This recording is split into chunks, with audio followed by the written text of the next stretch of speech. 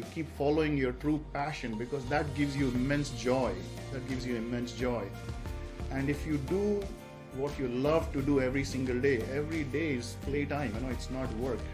When you're doing something that you hate to do and you have to do it because you need the money or something, it's such a pain. Every day is painful. The world is changing outside, and to some extent you have to be in sync to accrue the economic benefits of that revolution.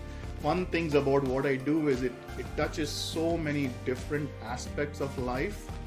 So one day I'm talking to SpaceX engineers, another day we are talking to a Harvard surgeon, another day to a student in high school.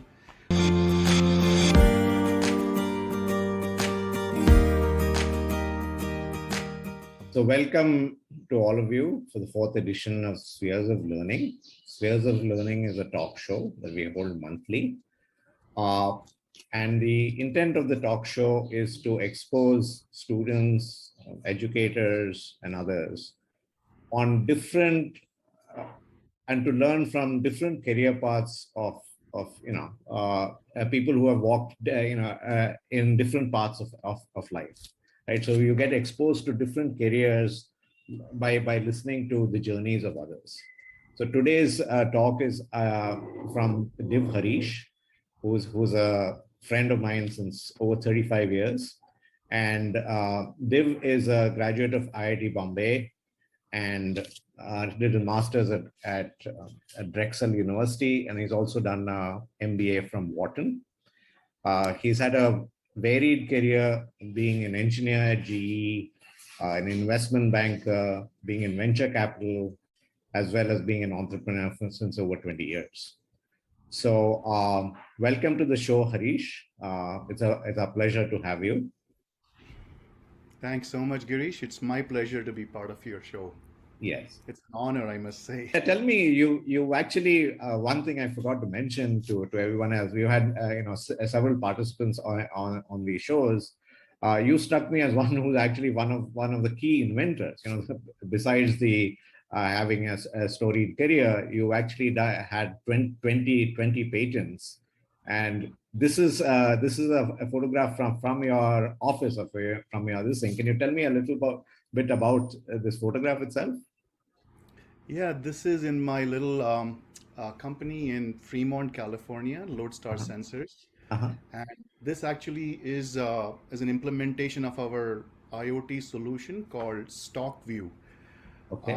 which is an IoT solution that uses smart scales connected to the internet and the cloud to automate inventory management and inventory counting. One of the big drudgeries of life is to go and figure out what you have in all the bins. You could have thousands of parts that you use to make things, and then somebody has to go look, see if if you have enough of it, when to reorder it, when to replenish it. So we have automated it, and this is just a peek. The photograph shows you the stock view for our own inventory. So we use our own solution for our own inventory management. So we drink our own bath water first before we offer to others. Very interesting. Yeah. Okay. So the floor is yours, Harish. Tell us a little bit about your journey, right? Okay. Yeah. And then what you're doing at Loadstar and Stockview, of course. Yep. Okay. Thank you. Let me just give you a quick glimpse of what we do. First of all, a little background, right? Yeah. From the Big Bang to the moment you stand on your bathroom scale to measure your weight, everything in this universe that you see is a result of forces, and they've been divided into four major categories: gravity, electromagnetism, strong and weak nuclear forces. So these four forces result in everything that we see, the whole universe, the whole globe, including ourselves and all our stuff that we are surrounded by. So force is a very fundamental aspect of life as we know it. Whether you see a rocket taking off, there's thrust forces involved. When a plane takes off, there are drag forces holding it back, lift forces keeping it afloat, drones flying, to come and deliver your pizza to you.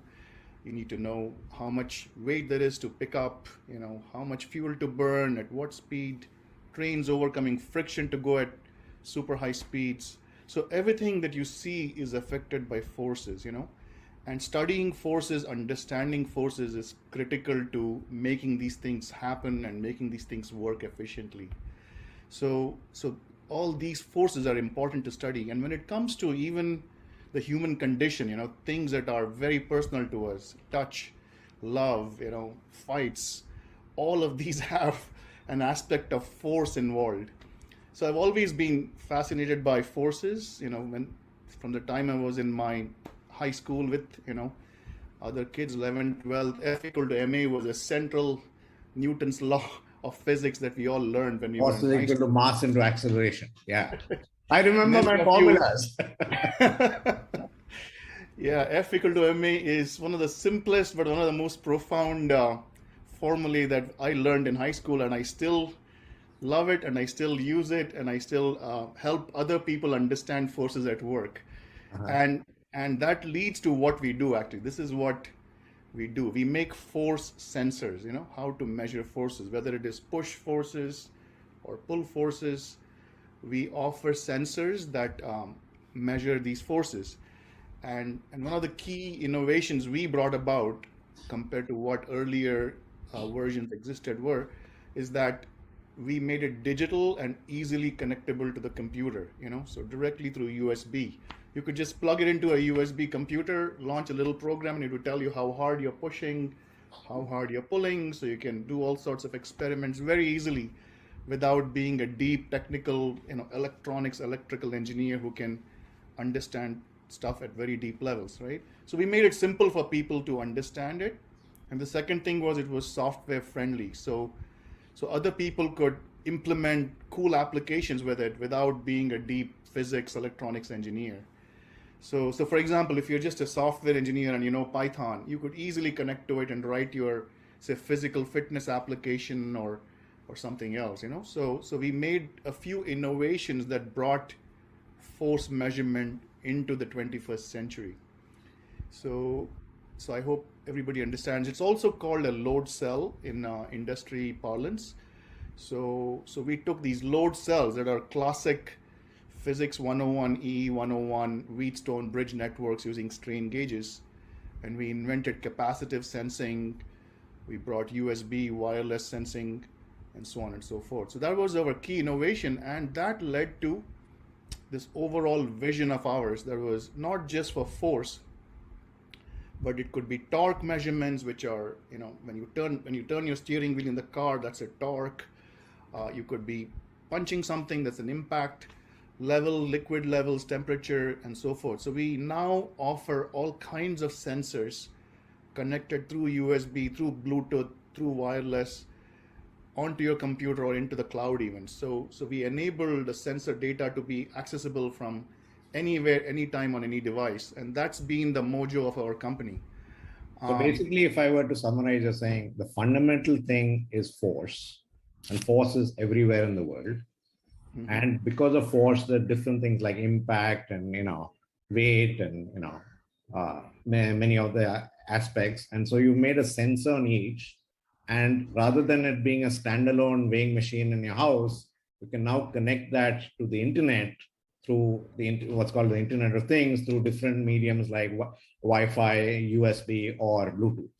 Is that kind of summarizing what you said? That's a great summary, Girish. Yeah. So we also, if you look at the history of the world in the last, I don't know, 100 years or so, there was, in the last 1960s onwards, there was a computing revolution. So the CPU got smaller and smaller, faster and faster, more and more powerful. Then came the communications revolution, where you could connect these CPUs to other CPUs, and that's how the internet came about, right? Also, the cell phone revolution came about. So Bluetooth, wireless, Wi-Fi, cell phone. Then this connectivity became wireless. So now you could be anywhere, right? And I believe the next revolution is really the sensors and actuators. Activation of things based on the sensor data with massive AI ML backbone to gather data from lots of sensors, to process it, and then activate things. For example, if you can measure temperature all over your building, right? And if you can see whether people are sitting in a room or not, and you can turn it off if nobody's there, you can save a lot of energy. So that's an example of sensor inputs coming into a processor and then making some intelligent decisions and then activating things on or off. So we focus on force predominantly, that's 80-90% of our business, but we do all other kinds of things as well. And so does it answer your question? And yeah. And what is unique about, you mentioned this word capacitance, and while not everyone in the audience might understand what this capacitance is, can you, for a layman, how is this, can you explain that a little bit, or what is different from standing on a weighing scale and measuring your weight, or from what is unique with what you're doing than what used to happen in the last, besides the IoT part of putting it on the cloud? Is there something different that you're doing? Yes, so there's several aspects to it. You mentioned weight a couple of times. So just to make sure, weight is mass times gravity, right? First of all, and it is a certain kind of force which is which is created or acted upon because of the pull of the gravitational forces. And gravity is one of those really mysterious forces. First, nobody could really understand it. It works at infinity. And then Einstein came up with that special theory of relativity where mass bends the space-time around a mass to create this virtual feeling of gravity kind of thing, right? So it's a very mysterious thing. But anyway, weight scale is measuring your weight, and it can be done in several different ways. The old way, and even today, most of it, 99% of it, is done using strain gauges. And for students who are in high school, college, even elementary school, strain gauges are resistors, resistance devices, where you can imagine a rope, like a pipe, a water pipe. The water is flowing through a pipe, and when you stretch the pipe shrinks, right? It stretches and shrinks. So now there's lesser area for the electrons to go through. So the resistance increases or decreases, and that is used as a strain gauge to measure force being applied. So when you pull on it, the pipe shrinks, and now the pipe is getting thinner, so resistance increases. And then you apply a voltage, and the current will change, and that kind of stuff, voltage drop changes. So that's the historical way. The problem with that was it's very low sensitivity, as they call it.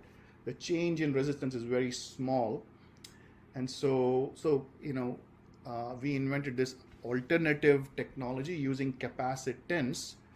Capacitance is more like if you think about a water tank, up on some height at a certain height, then it has water in it, right? Now, as the water falls down, it has energy and there's a potential difference and it flows.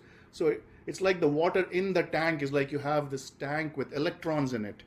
So capacitance is the capacity of a system to hold electrons or electric charge.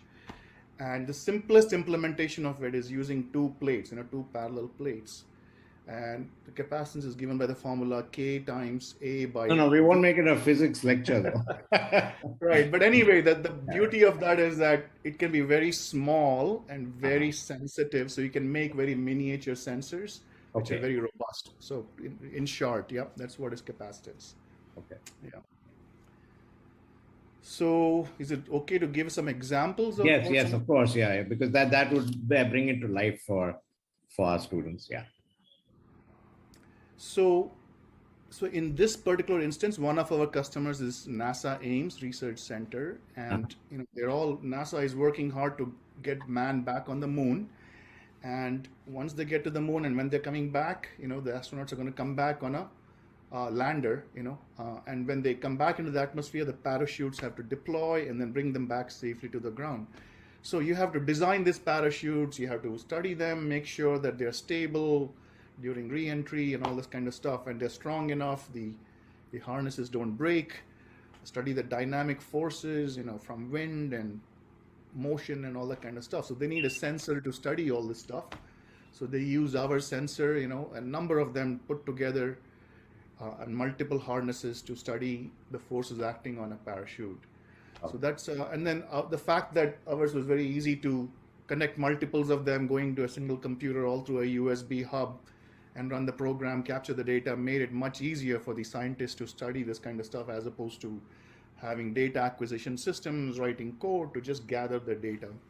So that's a quick example here. Some other simple examples are there's a revolution underway in the healthcare industry where instead of going to the doctor, you can go to your local grocery store or local, physician center kind of thing, where you can sit at a kiosk, look into a video, talk to a doctor. You can measure your weight, measure your blood pressure, get your temperature taken, and then they can give you videos to watch, instructions, that kind of stuff. So in this particular case, this is actually weight. The guy can sit on the stool, and then no matter where he sits, you need to get an accurate result. So our sensor goes into this particular kiosk. It's in 4,000 units across the Midwest and Kroger's grocery stores in the US. Oh. Here's a really interesting example of doing surgery. All the surgeons, whether they're doing fixing your bone, cutting into bone, cutting into some tissue or whatever, they all need to apply a certain force, right? When you're cutting, you're applying a force. When you're pulling, you're applying a force. Pushing bones into place, you're applying a force. So you need to apply these forces, but most of these forces are not well understood. When you're a teacher surgeon and you're trying to teach a student, how do you tell them how hard to push? Because other kid cannot see what you're doing. So this particular surgeon is a professor at Harvard Medical School, and he uses our sensor to figure out how much force is needed to apply to lower your tongue when you're putting in a what do you call that thing for COVID patients? They intubate you. They intubate you to, like all the COVID patients who needed to be intubated, right? So they found that if you apply too much force, there's a long period of recuperation, many complications. So he studied it using our sensors and figured out how much force needs to be applied. And this is true for many surgical tools in the future. Almost like, okay, there's surgeries being done, but you can improve it dramatically, improve training dramatically. By just measuring the force they need to put. Yeah. By giving real-time feedback, and also the robotic surgery revolution is happening. So how would robots know how much force to apply? They need to be given some kind of a sensor to do the feedback. Okay, stop now, and too much, go back, enough kind of stuff, right? So this is an example of using a force sensor in a surgical situation. Very interesting and very varied applications. Yeah. That is one of the fun things about what I do, is it touches so many different aspects of life. So one day I'm talking to SpaceX engineers, another day we are talking to a Harvard surgeon, another day to a student in high school who devised a CPR training machine. Like most people have heard of CPR, and actually everybody should go and learn CPR training, because you might be a guy or girl who saves a human life because you're the only one around there. And so, but how much force to apply, how fast to apply, right? It's not well understood. So using our sensor that can be easily shown on a computer and train people. So some people use it for training purposes. Just a couple of other fun things here, So like I mentioned, impact and boxing, some world champion boxers use our tool for punch force measurement. It was also used on the Discovery. It was used by the Mythbusters TV show to demonstrate how hard somebody can punch, how fast you can punch. You can measure it over a minute and say, do you have the endurance levels, how long you can hold that kind of force, and so on. So those are the cool, fun things we did. We were also on the Super Bowl recently, the Pro Bowl, where they used our sensors to figure out spike strength, and they held competition where all the NFL football players are spiking the ball onto our sensors. Yeah. So along the way, we do some fun things where, it's kind of interesting. So I'll stop here, pause for a second for any questions from you or anybody else. And before I go more deep. Any questions on the chat from the audience? The audience, y'all are currently on mute. And towards the end of the talk, we'll also open it up for verbal questions. But initially, if you have questions, just put them in chat. And Harish or I can read them out, and then Harish will answer. So tell me, Harish, when I was describing your bio, you initially started as a mechanical engineer, then you did your master's, but then you worked at GE, right? And then you said, after working as a mechanical engineer for the first few years after graduation, then you decided to do an MBA and then became an investment banker. So can you tell me a little bit about your journey about, explaining the whys of what you did, and why you ended up, in the end, trying to do a startup on sensors. It was seemed a roundabout way to get where you are, if I may. So if you can explain that, it would be very helpful to understand your decision-making process, perhaps. Because see, all of us are like clueless on what to do next, what to do after 5 years. I was equally clueless, but I guess there is a thread of logic that weaves through all this story, which perhaps I can share. It's almost like a psychiatrist looking into my head and telling what went through my mind here. Yeah, But let me think here. Let me try and answer this question sure. this way. When I was growing up, my dad was an engineer entrepreneur, Okay. and he literally was one of the guys who built India's first automatic tablet packaging machines. They call it the blister packs, with the aluminum foil on the back. Uh-huh. And so as he was growing up, as I was growing up, I saw him do all this stuff, and he had a partner who was a business partner, and for various reasons, my dad didn't end up with a fair share of what he should have. And so as I was growing up, I had that at the back of my mind, and I loved mechanics, physics in school. I loved mechanical engineering. I loved space technology. All my high school projects were on, the Pioneer mission and the Viking mission and that kind of stuff. And I used to go collect, Raddi from the Raddi. I used to pick old magazines, cut out these pictures, and do the And you high were school. from Kendra Vidyalaya, right? And so many of our Went to students Central can then School. associate with this. Yeah, yeah, Yeah, so yeah, there was a very nice old newspaper magazine store where I would go and get cuttings and keep them, and I yeah. kept my passion alive. And so even after my master's, my first job was in a company that did analysis work, mechanical analysis for Mhm. like the spatial robotic arm. And then when I went to GE, I actually got to be a spacecraft, what do you call it, systems engineer, where I was part of the command and control telemetry group. I did the telemetry for getting data back from the satellite into the computer so all the engineers could access the data. So there is a thread all the way from high school up to GE. But at the back of my mind was I wanted to learn the business aspects of things so that eventually one day, if and when I could invent my own products and start my own company, I would have enough knowledge, not just about my technology and engineering, but about finance and business and management and law and that kind of stuff, so that I would be a well-rounded engineer and I couldn't be easily taken advantage of. Mhm. So after GE, um, I decided to do an MBA because I wanted to get that experience and that knowledge of how the world works. And I grew up in the 1970s in India, 1980s. It was relatively India was a socialist country at the time, more or less. And since then, the world has gone so sophisticated. Businesses are so sophisticated. Capital raising, money raising, venture capital, all kinds of sophisticated stuff have come about. And if you don't know how all these works, it's so difficult to navigate. Either you should know, or you should have good partners or co-founders or friends who really can help you through this thing. So anyway, short answer is that was the reason why I went and did an MBA. Yeah. And then you became an investment banker. I would assume that is a very high remuneration kind of role, and even then as a venture capitalist, and you still kind of, even having done that after what an MBA, you left that to found your own firm, which I'm assuming that the early years were perhaps very very hard, right? So Yeah, why did you sometimes, do all of that? the Yeah, road, yeah. it reminds me of the famous poem, the road not taken. Um, Uh-huh.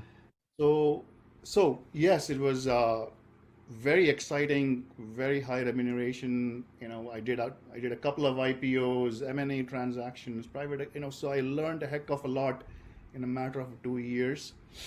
2 years, Um, really? Wow. I was there for about 2 years as an associate. So I was not a senior banker, but at the bottom, I was an engineer, and there was something missing in the whole thing. For me personally, Uh-huh. where I was seeing other people build businesses and getting big, and being very successful and all that stuff. But deep inside, that hunger remained to do my own at some point, and I was interested in going down that path at some point, and I figured, going to a small venture fund that was very actively trying to create new business would be a nice next step, because I wasn't wealthy at the time, and it gave me a lot more hands-on role in creating and evaluating businesses and learning how these really young entities come up and form and that kind of thing. Mhm. So that's kind of how I went from banking to the VC side of things in a small venture fund that was doing very unusual and innovative stuff itself. So that's kind of how I ended up there. And when I was there, I actually met some people who had the original idea for the capacitive sensor, and I pitched the idea within my venture fund. And for various reasons, this is the time of dot-com bust, and the 9/11 happened, so there was a lot of turmoil going around at the Early time. 2000s, yeah. Okay. Yeah, and the investors had all recoiled, and not too many interested in taking high risk at the time, and so on and so forth. So for various reasons, the venture fund shut down, and here was an opportunity that I saw I could do something with as a mechanical engineer, as a guy with a finance background a little bit and venture background. I could see my way through taking this idea and running with it and making it happen. And that's kind of how Loadstar Sensors came about. Yeah. It's a Okay. difficult question with a difficult answer, but that is the gist of it in a short period of time. Any questions from the audience, and you can ask on the chat, or even maybe if maybe at some point we can unmute you as well.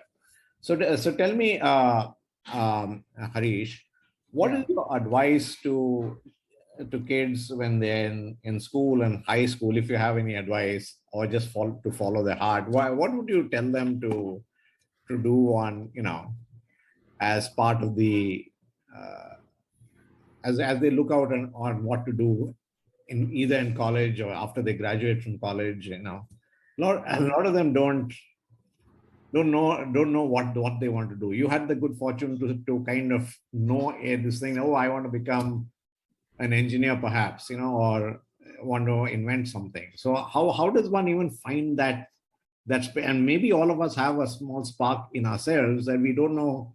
Some of us don't know what we don't like to do, but we don't know what we like to do. And so, could you comment on that? And maybe even as a parent, we may have been. Yeah. Yeah. Actually, I have a couple of amazing examples, and Mm-hmm. the the answer I can give you is this, right? No matter what's happening outside of you, like, the world is always changing. you know Uh-huh. Technology is changing. When you and I learned programming, it was Fortran. Today it's Python. In the middle it was C++. I mean, computer science is really in vogue right now. Once upon a time when we were in college, mechanical engineering, chemical engineering was very much in vogue. So the world is changing outside, and to some extent you have to be in sync to accrue the economic benefits of that revolution. What I mean by that is, if the world is going to automobiles and you are a rickshaw driver, you have to learn to change, and maybe you become an Uber driver and go with the times, right? So Right. a little bit of that Adaptability. understanding the currents and trying to be relevant so that economically there is a demand for your talents is important. But at the bottom of it all, right, if your heart tells you you want to be a singer, a playback singer, right, and everybody and just your friends are going and doing computer science and Python, right, okay, maybe you go take a Python course also, just in case, but you continue to hone your singing, you learn, you practice, you create a band, you go perform in restaurants, whatever, keep it alive, and you keep following your true passion, because that gives you immense joy. That gives you immense joy. And if you do what you love to do every day is playtime, it's not work. When you're doing something that you hate to do and you have to do it because you need the money or something, it's such a pain. Every day is painful, right? And a great example of this, two people. One is, you guys won't believe it, my classmate was Shankar Mahadevan. He was a great singer in 11th, Really? 12th. Okay. Yeah, Shankar That's Mahadevan amazing. is my classmate. He probably doesn't even remember me because I haven't spoken to him in over 30 years, but he followed his passion and look where he is today. He is transformed, made billions of people happy with his skills and talent. But he went and got a computer science degree. He worked as a software engineer for some time until he got his break and became famous and, Really? Wow. is today. And the second person I can tell you about is my daughter. My daughter, Mhm. Aditi. She now works for Google in their YouTube division. But she had this artistic talent, and she was smart. She could do well in science, math, and all that stuff. But she had this. She could paint. She could draw. She could create videos, and all the stuff. And she was the editor in chief of her school yearbook, and she just loved it so much. I could not understand what it is about it that she loved so much, but Uh-huh. she loved it. She loved the design aspects of things, graphic design. And when a lot of her classmates went and did ABC, she found the special program that let her practice her art in combination with innovation and some programming and some marketing. And she made a career out of it, and today she practices that thing. So she merged her talents and her passions with some computer science, some programming, and some technology background to create a unique role for herself, a unique talent for herself that the world needs now so immensely. Everybody needs people with her talent now. If you look at Airbnb, Facebook, TikTok, all these are businesses that combine a sense of design with technology, business sense, and all of that cauldron of things that come together to create a lot of value. So That's follow very, your very passion, interesting. but keep your mind and you know be relevant to the world, to be valued by society and not fall into economic ruin.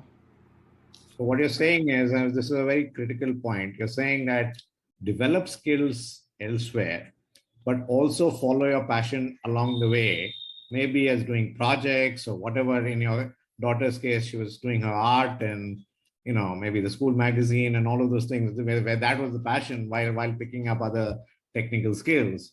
Very interesting. Yeah.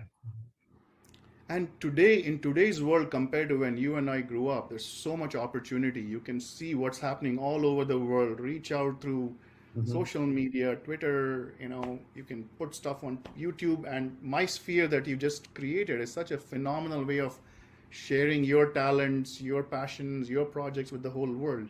So I really applaud what you have done with MySphere and give the kids such a great platform to share their talents. Yeah. So maybe I can just show the if I okay, can see the screen. Yeah. Yeah. So mysphere.net is you know a, a platform that's been built for students to kind of look out and look in. You talked about your daughter, you know, picking up skills in computer science and design maybe, but also following her own passion of doing art projects, doing a school newspaper and things like that, right? So in our world, MySphere is, how do students find their own world, both by looking out and looking in. So what we've created is a platform that we launched a few months ago, uh, where one can look at different career paths, right? And there's a lot of curated content in each of these career paths, right? Whether it's content writing, data science, AI, biotechnology, robotics.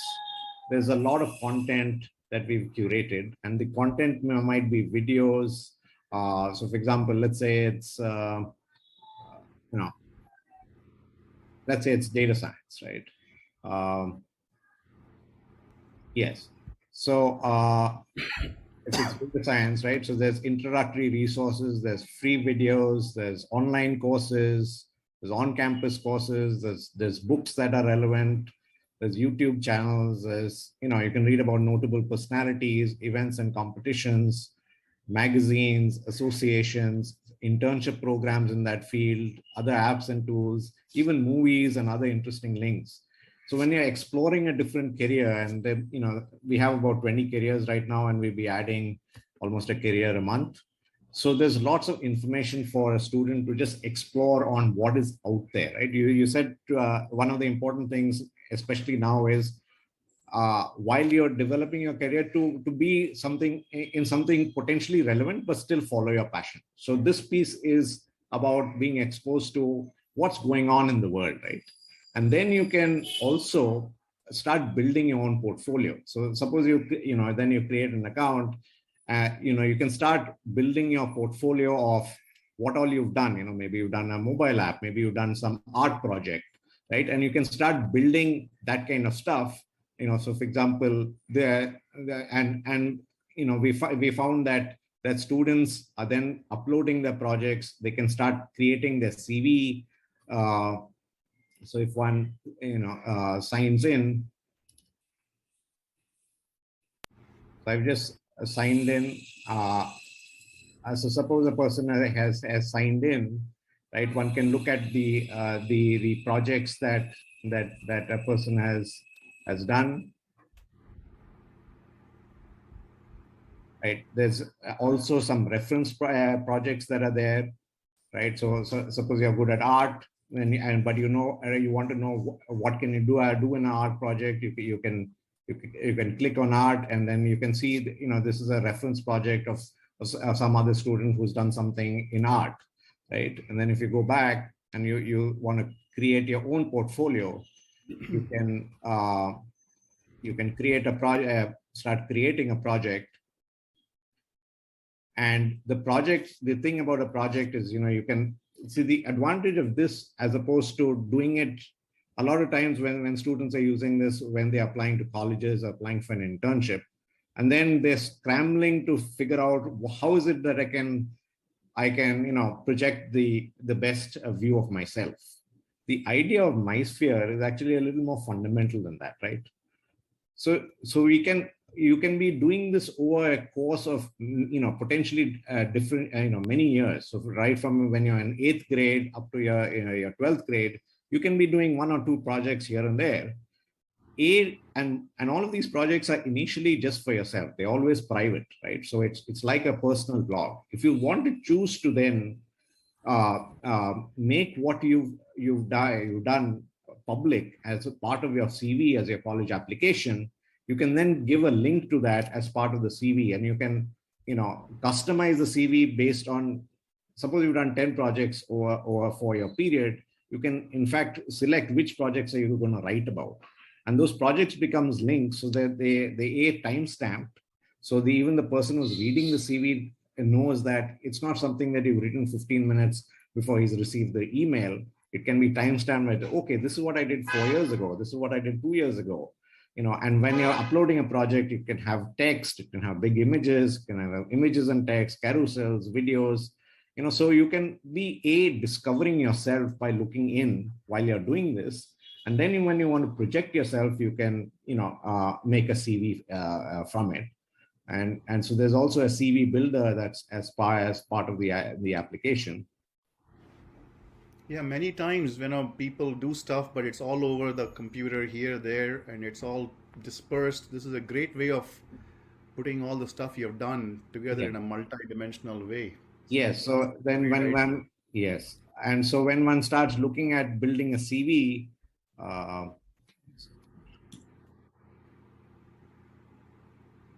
right, you can notice that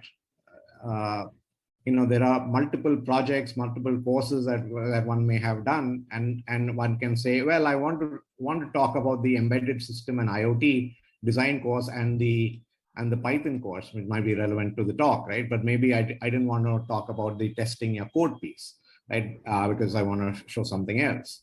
And then you may have done multiple. So you can actually choose which projects you talk about as part of your CV, and then it creates a CV, a customized CV, and you can name your CV and have multiple CVs there, right? And you can and all of this is in a safe environment, in the sense that if you don't want to show some of your work to some of your classmates, but you could do that, but at the same time, you can share whatever you've done, right? And the platform will then expose you to interesting projects that others have chosen to share with the outside world. So you can make groups, you can participate and collaborate on different projects.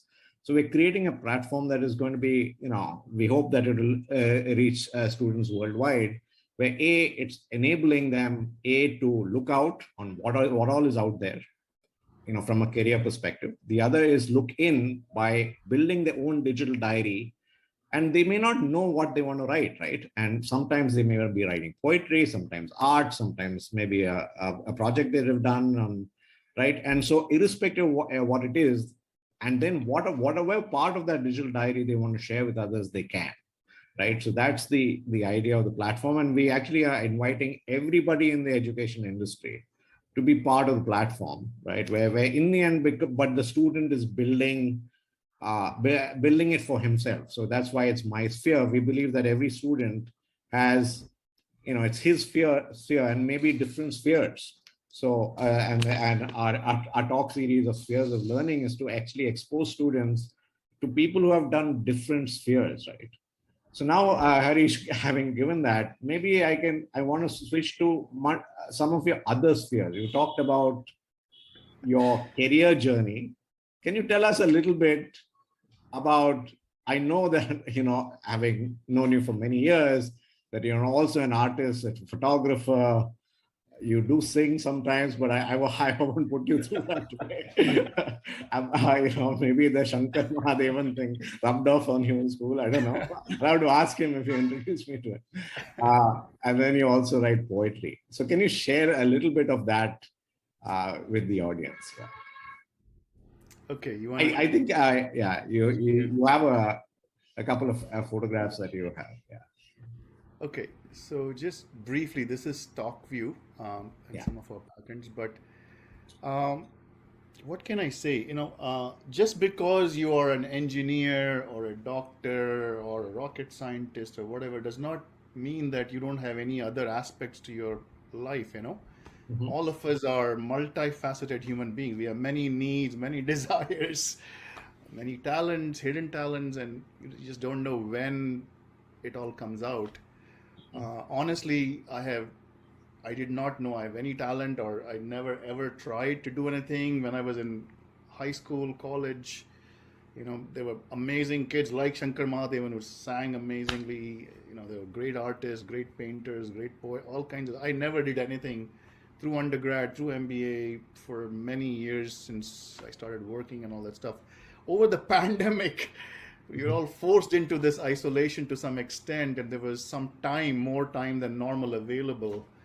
And as a way of maintaining my sanity, I picked back up some of the things I wanted to always do. I didn't get a chance to do it, I didn't have the time to do it, whatever. So here's a couple of photographs that I've taken, over the last few years that hopefully you guys like. But here's a photograph of a place called Shark Fin Cove Beach near Santa Cruz, near where I live. Uh, this is in Lake Elizabeth in Fremont, California. Some wildlife pictures. Um, I like this one a lot because you can literally see every hair, standing out with the sun shining from behind. Um, Here's a pelican near our mutual friend Girish Nair's house in Half Moon Bay. I love the fact that you can see the eye looking down from way up there, and I was able to get a good picture at relatively, eye level here. This is in my backyard where the hummingbirds come and feast on the nectar and the flowers, in early Wow. spring. Yeah. So I was able to take a high speed shot here. So I had a camera that I bought 20 years ago just lying around, and I'd hardly used it. But over the pandemic, I picked it up and learned how to use it and tried this and tried that. And just some of them turned out to be good. The nice thing is with the digital technology, you can take millions of pictures and pick the one that looks good, and Yeah. everybody thinks you're very talented. So I was not trying to impress anybody, all this for just for myself. And I like what I see, so I'm sharing a few of these with you. Then my painting thing. Aditi, as I told you, is a very talented artist, and she had a bunch of stuff left over from when she was in college and high school.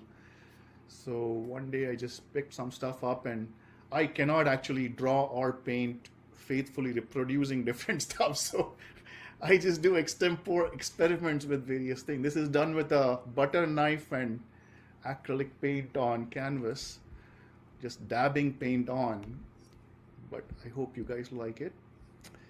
Then this one I really love because the technique is different, and this is like pour painting, so acrylic pour painting.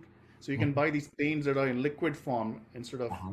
the usually semi-solid form that you get the tubes in. So I mixed up the different paints and I poured it, and then I used a straw to create this storm-like thing. It's like a mind storm, maelstrom of emotions or something like that. So it's trying to convey energy and dynamic action basically, and so that's the story behind it. This one is kind of interesting. This is also pour painting. So I Uh-huh. was trying to create a wave, and I don't know if it'll work, but if I hope you guys can see it moving. Yes, we can. Yeah. So there are I try apps to on wait. your iPhone App Store that you can download, and it lets you. So I painted this first with the acrylic, and then Mhm. I took a picture of it, and then I animated it on this app that I just downloaded from the iPhone. So again, it's not that any of it is classical art or classical, here. It's just we can learn for the rest of our lives. That is what I love about your first company, Curiosity Gym. We can all be curious. We can all learn little things here and there and pick up and do stuff, and it gives such enormous joy and happiness um, when you do it and you figure something out and aha, I was able to do it. Right. So I think that's real inspiration. What you have done with Curiosity Gym is phenomenal. I'm so proud of you for being my friend and having done that. Thank Letting people do lifelong learning and pick up interesting things. You don't have to go to a 4-year college to pick up and do some basic electronics or write a Python program. You can do it. Even when we are 60 years old, we can do it. So really great, great. I applaud what you've done with Curiosity Gym. thank you. I don't know how much time you have, but let's just quickly look Yeah. through one more here, I guess. Um, okay. So I think you wanted to go on this one, a Yeah, sentence search. you had a poem that you written. Maybe I'll just read it out for the audience because the text is a little small. In this one life you have to live, there are many ways to give, myriad injustice and tyrannies to resist, and create things that don't yet exist. With your ideas, the world remake, make it better with your unique take. In your life, many roles you'll play. With guts, tough problems you'll slay. To pursue your goals, go the distance. Make them happen with your persistence. Choose wisely, ignore the doubters. Trying your best is all that matters. The road starts from nothingness and returns to nothingness. So travel far and wide, casting fear aside. Look at the well trodden paths ahead, but take the untrammeled road instead. Dream your own dreams, not somebody else's. Live your own life and no one else's. Come what may, do it your way. Very, very nice. Very nice. Very, very relevant to all of us, students and otherwise. You had one more. So I just put this slide together to show people that, just before the last thing, this is one Uh-huh. quick slide that I wanted to tell everybody,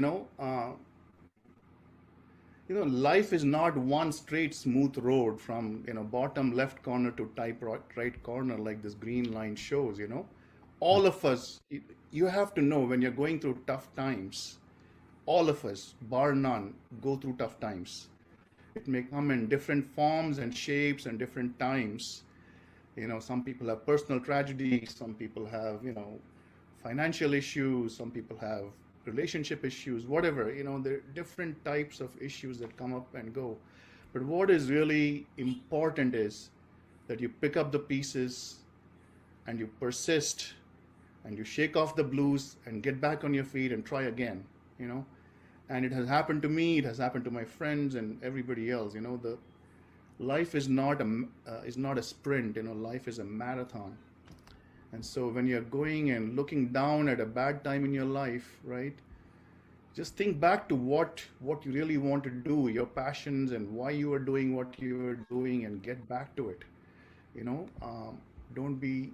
don't be too down on yourself. You could be the greatest engineer, artist, painter, dancer, whatever, and the world may not even recognize it for years to come. Right. But it doesn't matter, just do it.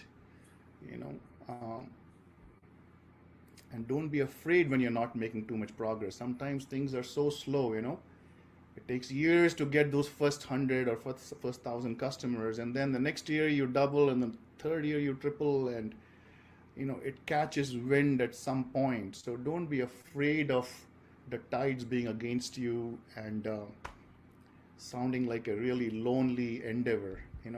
Just keep at it and it'll happen. That's very inspirational for all of us. Yeah. Yeah. Yeah. And like the topic of the day is the journey is the reward. And I can truly tell you that if I had to do it all over again, even despite all the issues and problems I've faced or whatever, I would do the same thing all over again, perhaps. Maybe a couple of minor tweaks here and there, but I have no regrets. I've lived a regret-free life. Um, and the journey has been the reward. And one of the most important things about my journey is that I have had phenomenal friends like Girish, phenomenal colleagues at work who supported me through the worst of times and the best of times. My great family, my beautiful and wonderful wife, my dear friends who all made it all happen. And the journey has been so much richer because of that company.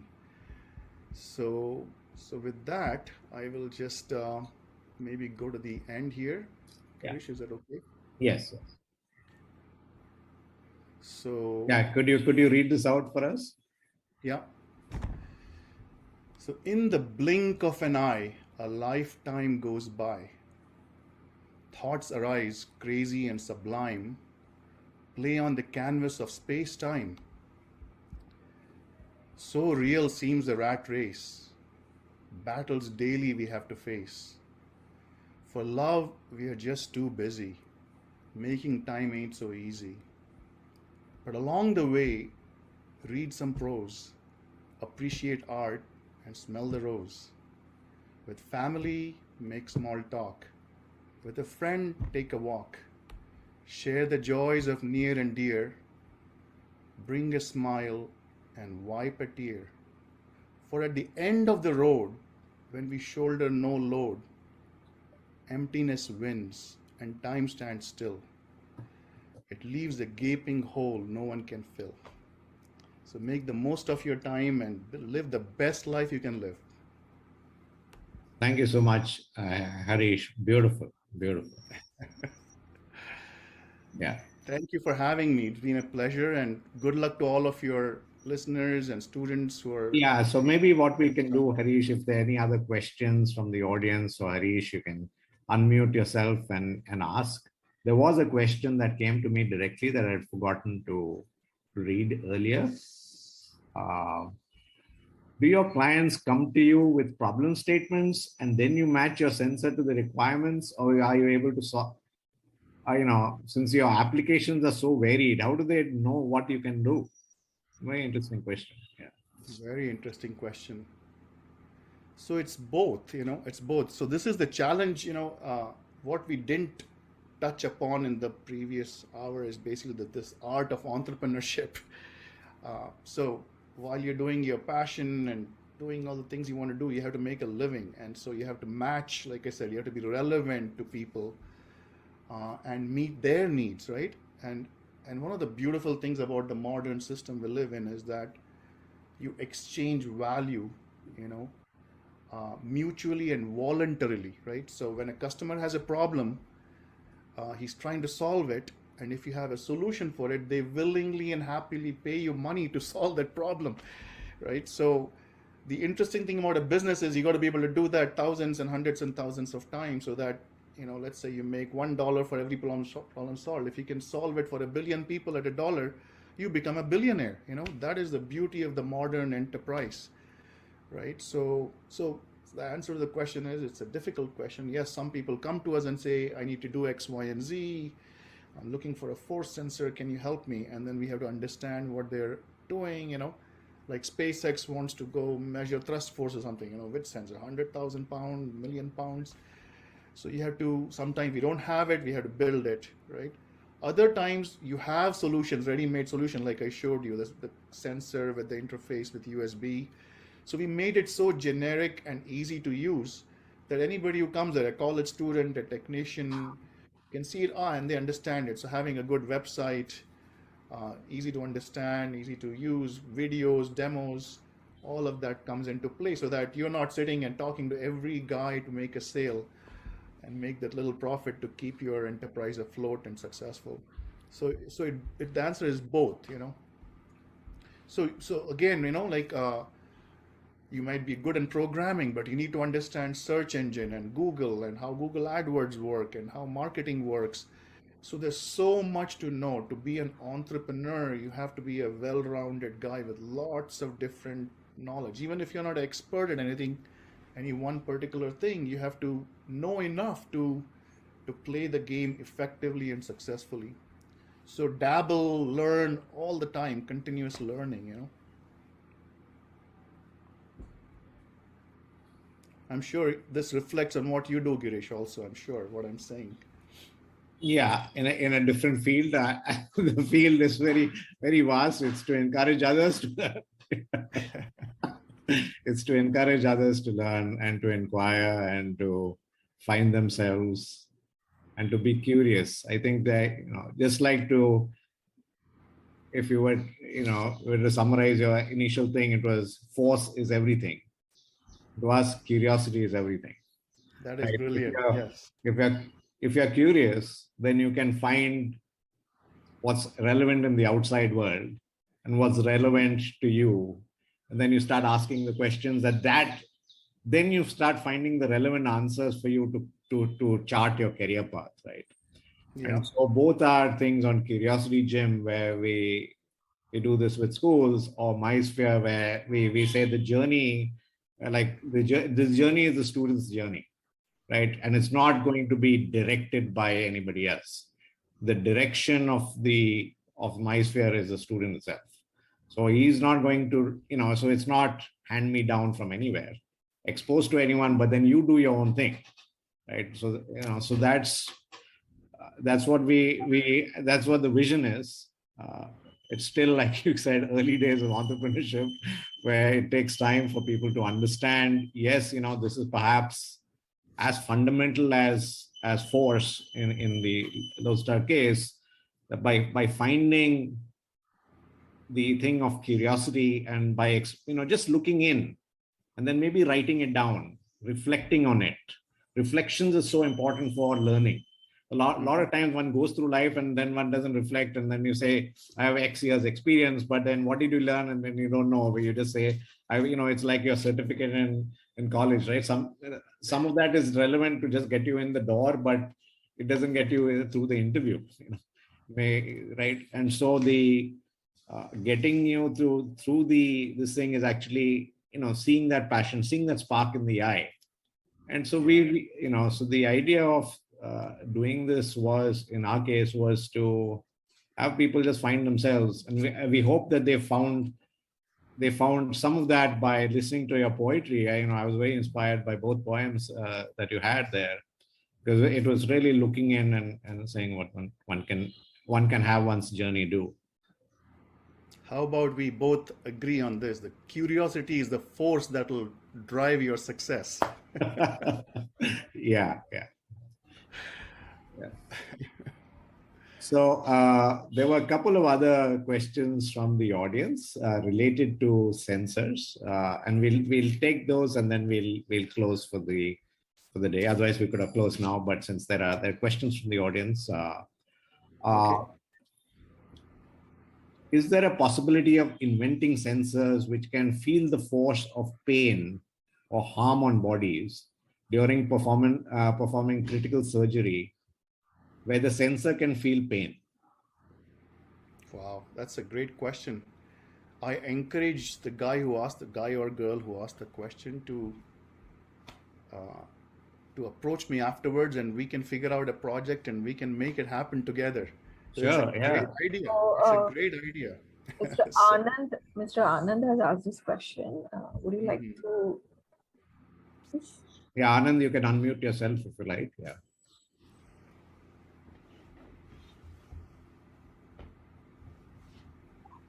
Yes, it was asked by me. Yeah. Go ahead, Anand. Such a great idea, such a great question. Actually, sir, the question interrupted during the slide which was about the performing surgery. Because Hmm. sometimes performing surgeries, doctors don't understand the body is feeling pain or not. It Yeah. gets understood after the surgery when patient is having a normal life. That's why I asked that question.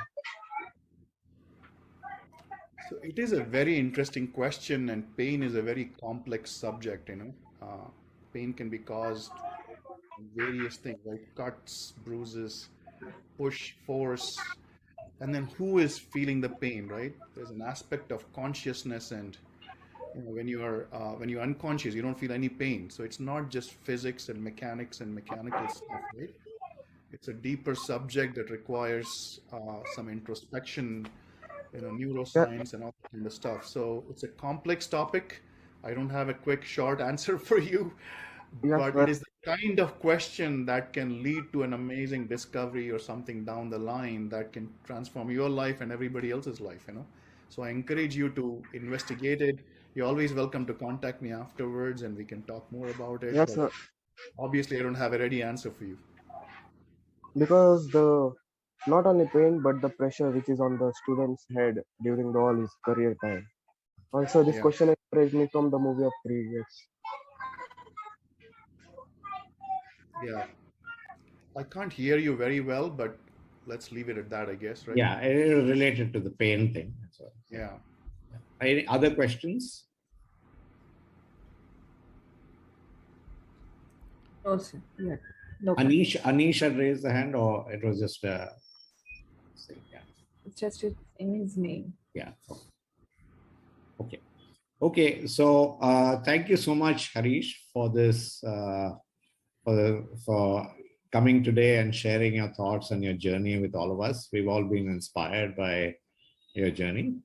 Uh, and thank you, audience, for participating, and encourage you to attend future talks as well. And we'll have topics on, speakers from who have different careers behind them. As you know, we've had a NASA scientist, an economist, an architect who's traveled to 50 countries. So we seek to invite interesting speakers to this talk series. And if you all know anybody who you would like to also hear from, do reach out to us, and we'd potentially love to have them on as well. Yeah. So thank you again, Harish. And with that, we'll close today's session. Okay? Thank you, Girish. My pleasure and honor, and wish you and MySphere all the best for great success. Yes. Thank you. Yes.